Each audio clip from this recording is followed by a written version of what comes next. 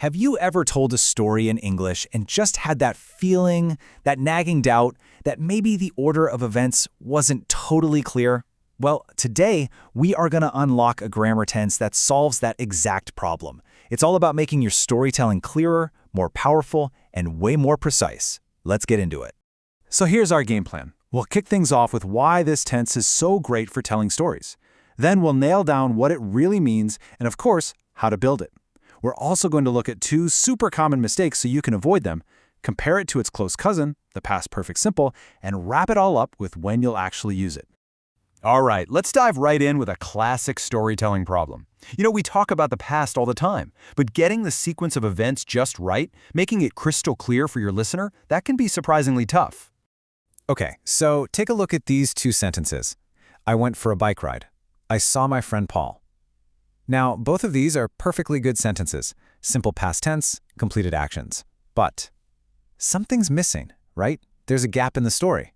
Exactly. That's the big question. We have no idea how these two things relate to each other. Did I see Paul while I was on the bike ride, or did I finish my ride, go home, and then see him later? The timing is a total mystery. And here is the magic solution. I had been riding my bike when I saw my friend Paul. Just like that, the mystery is solved. We know, without a doubt, that the bike ride started before I saw Paul, and it was still going on at the moment I saw him. The two events are now perfectly connected in time. So, what is this tense actually doing under the hood? Well, its whole job is to capture this very specific feeling of an action being in progress, but in the past. Let's break down what that really looks like. So the key thing to get here is that we're talking about a background action.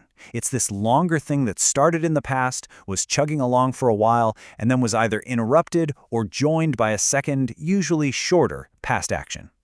This timeline shows it perfectly. That long bar, that's the bike ride. It started, it was going, it was ongoing, and then bam, right in the middle of it, at that specific point, I saw Paul. The bike ride itself wasn't over. It was very much an unfinished action at that moment in time. Okay, so we've got the why. Now let's get into the how. How do we actually put this thing together? And maybe even more importantly, how do we say it so we sound natural and not like a textbook? The formula itself is actually pretty simple, which is nice. You just take your subject, add had, add been, and then tack ing onto your main verb. She had been working. Easy. It's the same formula for everyone. But just knowing the formula isn't enough, right?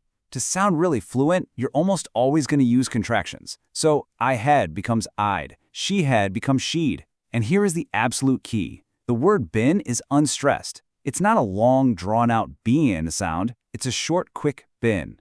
Seriously, listen to this. I'd been working. It's totally different from I had been working. That tiny change makes a world of difference. But here's a little twist you might not see coming. For all its grammatical usefulness, this tense can actually sound pretty formal in just a casual, everyday conversation. A lot of the time, a native speaker might just use the simple past, continuous instead, to keep things relaxed. So think of it as this amazing, specialized tool in your toolbox, but not one you need to use every single day. So we know the rules, but knowing the common traps is just as important. Let's cover two of the most frequent mistakes people make with this tense so you can just sidestep them completely. So what do you think? What's wrong with this sentence right here? I'd been seeing the waves. It just feels a little off, doesn't it? The problem isn't the grammar structure. It's the verb we've chosen. Yeah, the verb see is what we call a stative verb. It's describing a state of being, like knowing something or believing something. It's not a dynamic action. You can't really do the act of seeing for a long time in the same way you do the act of watching. So the fix is super easy. Just swap it for an action verb. I've been watching the waves. So much better. Okay, here's mistake number 2. She has been working in the garden when it started to rain. Now this one is a really, really easy trap to fall into, especially if you're already comfortable with the present perfect tense. And the fix here could not be simpler.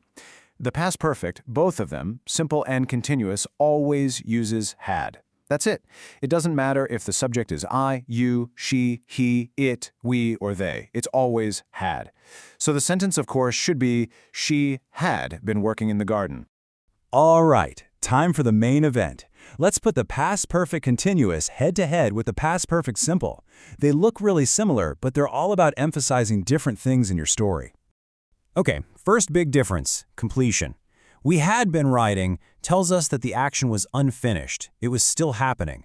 But if you say we had ridden our bikes, using the simple tense, you're signaling that the action was totally finished.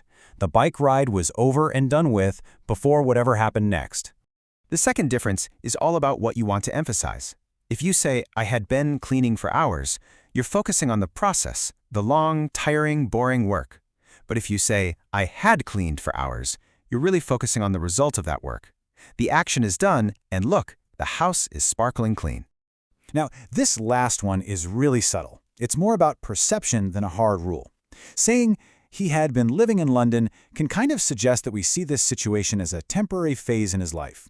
But saying he had lived in London can give it a feeling of more permanence. Honestly, a lot of the time there's no single right answer here. It just depends on the specific nuance you're trying to get across. So, we've covered the what, the how, and the why. Let's just wrap this all up by boiling it down to the key takeaways, so you know exactly when to pull this tense out of your linguistic toolbox. So here it is, your cheat sheet. Number 1, use it when you need to be super clear about the order of events in a story. 2, use it when you really want to highlight how long that background action was going on. 3, always remember it can sound a bit formal, so choose your moments. And 4, that choice between simple and continuous can be a subtle way to show your own perspective on things. So there you have it. The past perfect continuous is this incredible tool for adding layers of depth and crystal clear context to your stories. But the real skill isn't just knowing the grammar rule, it's knowing when and why to use it, especially since it has that more formal feel. So the real question for you is, now that you know the secret, how are you going to use it to tell your stories? Thanks for tuning in.